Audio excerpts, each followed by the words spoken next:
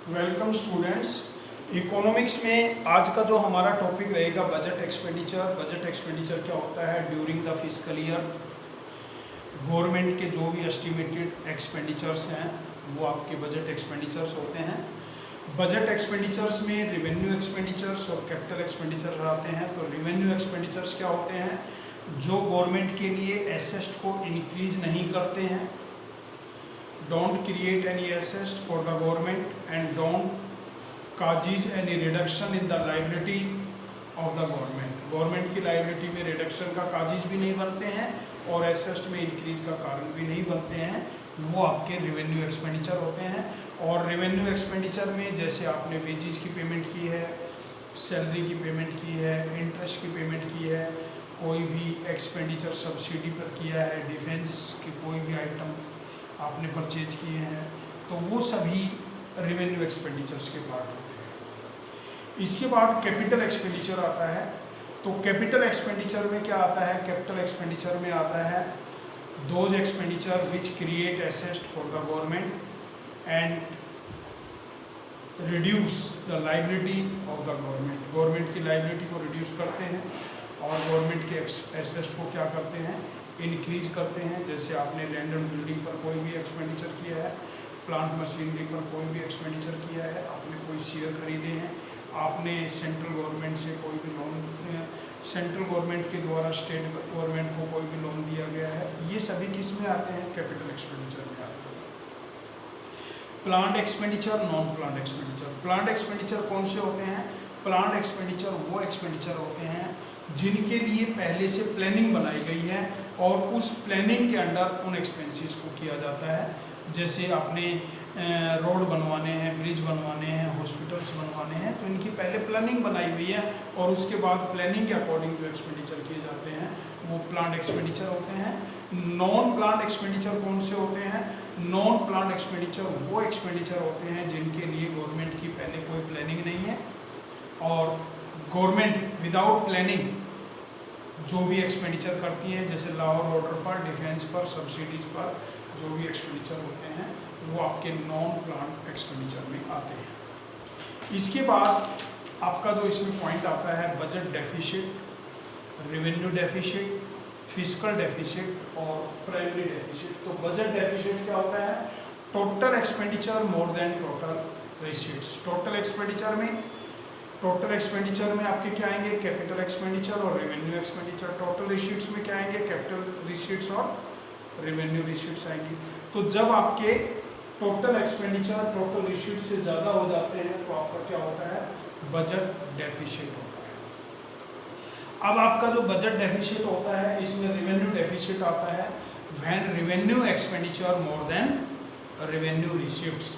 जब आपके revenue expenditure revenue receipt से ज़्यादा हो जाते हैं तो क्या होता है? रेवेन्यू डेफिसिट होता है। और जो रेवेन्यू डेफिसिट होता है ना, तो रेवेन्यू डेफिसिट्स की जो इम्प्लीकेशन है इससे क्या होता है? गवर्नमेंट रेवेन्यू डेफिसिट्स के कारण गवर्नमेंट क्या करती है? जो भी गवर्नमेंट के एक्सपेंडिचर हैं, सोशल वेलफेयर पर जो भी एक्सपेंडिचर हैं उनको कट कर देती है, नंबर 1। नंबर 2 क्या करती है? गवर्नमेंट बोरोइंग के थ्रू फंड को रेज करती है, इससे गवर्नमेंट की लायबिलिटी बढ़ जाती है, गवर्नमेंट की जो क्रेडिट वर्दीनेस है वो क्या होती है? कम हो जाती है। तीसरा क्या होता है? गवर्नमेंट डिसइन्वेस्टमेंट करती है। डिसइन्वेस्टमेंट में क्या करती है कि जो ओनरशिप है उसको पब्लिक एंटरप्राइज को सेल्स कर देती है। जब पब्लिक एंटरप्राइज को सेल्स कर देती है तो जो फॉरेन कंपनी जो ओनरशिप ऑफ पब्लिक एंटरप्राइज में भी लॉस टू फॉरेन कंपनीज, और इससे क्या होता है कि जो फॉरेन कंपनीज का कंट्रोल है वो हमारी डोमेस्टिक इकोनॉमी में ज़्यादा बढ़ जाता है। तो ये इसकी इम्प्लीकेशंस है रेवेन्यू डेफिसिट। इसके बाद आता है फिस्कल डेफिसिट। फिस्कल डेफिसिट क्या होता है? Total expenditure minus total receipts. Total expenditures में रेवेन्यू एक्सपेंडिचर और कैपिटल एक्सपेंडिचर आते हैं। टोटल रिसीट्स में टोटल रेवेन्यू रिसीट्स और capital receipts other than borrowing. Borrowing को छोड़कर जो आपकी टोटल रिसीट्स हैं वो रिसीट्स हम इसमें शामिल करेंगे। तो ये फिस्कल रिसीट्स होता है। फिस्कल रिसीट्स के जो इम्प्लीकेशन है वो क्या है? फिस्कल रिसीट्स के कारण सबसे पहले इन्फ्लेक्शनरी स्प्राइल क्रिएट होता है। तो इन्फ्लेक्शनरी स्पाइरल क्या होता है? इन्फ्लेक्शनरी स्पाइरल के कारण जो आरबीआई है मनी की सप्लाई को बढ़ा देता है। जब मनी की सप्लाई बढ़ती है तो एक्सेस डिमांड होगी तो जनरल प्राइस लेवल बढ़ जाता है, और जनरल प्राइस लेवल बढ़ने से इन्फ्लेक्शनरी जो स्पाइरल है वो क्रिएट होता है, नंबर 1। नंबर 2, नेशनल डेब्ट। अब देखिए नेशनल डेब्ट में क्या आता है? फिस्कल डेफिसिट्स के कारण नेशनल डेब्ट क्रिएट होते हैं। इससे हमारी जो जीडीपी ग्रोथ है उसमें हिंड्रेंस क्रिएट होती है, और जो हमारी जीडीपी ग्रोथ है वो डाउन चली जाती है। तीसरा पॉइंट क्या आता है? Vicious circle of high fiscal deficit and low GDP growth. देखिए फिस्कल डेफिसिट के कारण क्या होता है? जीडीपी ग्रोथ लो हो जाती है। जब हमारी जीडीपी ग्रोथ लो हो जाती है तो इससे क्या होता है कि ये फिस्कल डेफिसिट का कारण होता है, और जब फिस्कल डेफिसिट के कारण जीडीपी कम होती है तो हमारे जो फिस्कल डेफिसिट है और ज़्यादा कम होने स्टार्ट हो जाता है। क्राउडिंग आउट में क्या आता है? क्राउडिंग आउट में आता है कि हाई फिस्कल डेफिसिट के कारण जो क्राउडिंग आउट है वो क्रिएट होता है। इससे गवर्नमेंट की बोरोइंग बढ़ जाती है।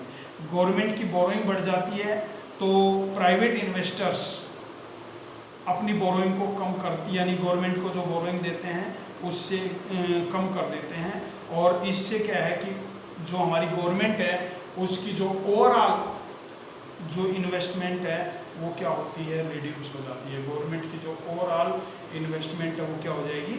रिड्यूस हो जाएगी। नेक्स्ट पॉइंट क्या होता है? इरोशंस ऑफ गवर्नमेंट क्रेडिटेबिलिटी।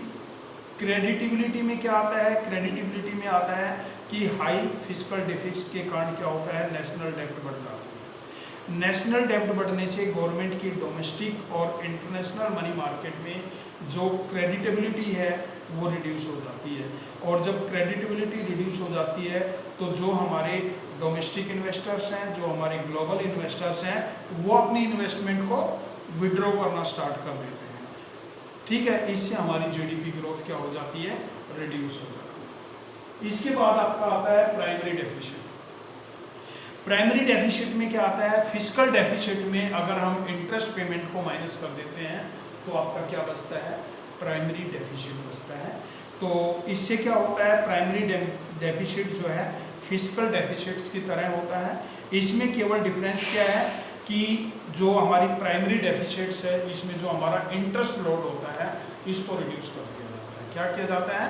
जो इंटरेस्ट लोड होता है इसको रिड्यूस कर दिया जाता है। इसके बाद इसमें जो पॉइंट आता है बैलेंस और अनबैलेंस बजट।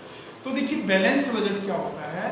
बैलेंस बजट होता है जब हमारे गवर्नमेंट की रिसीट्स, कैपिटल रिसीट्स और रेवेन्यू रिसीट्स, गवर्नमेंट के जो एक्सपेंडिचर हैं, कैपिटल एक्सपेंडिचर और revenue expenditure both are equal, दोनों जब एक दूसरे के बराबर हो जाते हैं तो उस समय हमारा जो बजट होता है वो बैलेंस बजट होता है। और बैलेंस बजट में क्या होता है? गवर्नमेंट वेस्टफुल एक्सपेंडिचर को इसमें इंक्लूड नहीं करती है, और जो फाइनेंशियल स्टेबिलिटी है वो गवर्नमेंट की बनी रहती है। ठीक है, इसके बाद शॉर्ट कमिंग और डिमेरिट्स में क्या है? बैलेंस बजट से का मतलब ये नहीं है कि हमारी अनएम्प्लॉयमेंट की प्रॉब्लम दूर हो जाएगी, तो जो हमारी अनएम्प्लॉयमेंट की जो प्रॉब्लम है वो बनी रहेगी इससे, यानी हमारी अनएम्प्लॉयमेंट की सिचुएशन बनी रहेगी, उस पर कोई इफेक्ट नहीं होगा इसका। और बैलेंस बजट जो है हमारी इकोनॉमिक ग्रोथ का भी रीज़न नहीं होता है कि हमारी इकोनॉमिक ग्रोथ होगी।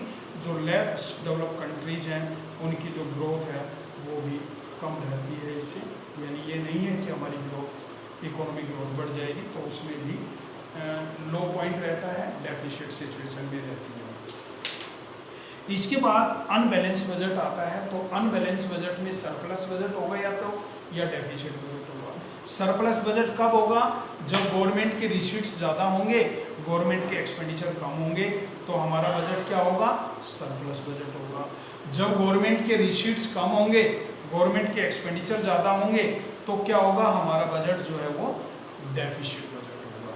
ठीक है, तो आज का जो हमारा टॉपिक है, आज का टॉपिक है हमारा एक्सपेंडिचर, यानी जो आपके कैपिटल एक्सपेंडिचर हैं, रेवेन्यू एक्सपेंडिचर हैं, प्लान एक्सपेंडिचर है, नॉन प्लान एक्सपेंडिचर है, बजट डेफिशिएट है, रेवेन्यू डेफिशिएट है, फिजिकल डेफिशिएट है, आपका प्राइमरी डेफिशिएट है, और बैलेंस बजट है, डेफिशिएट बजट है, और सरप्लस बजट है। ये आपने लर्न करना है। Okay students.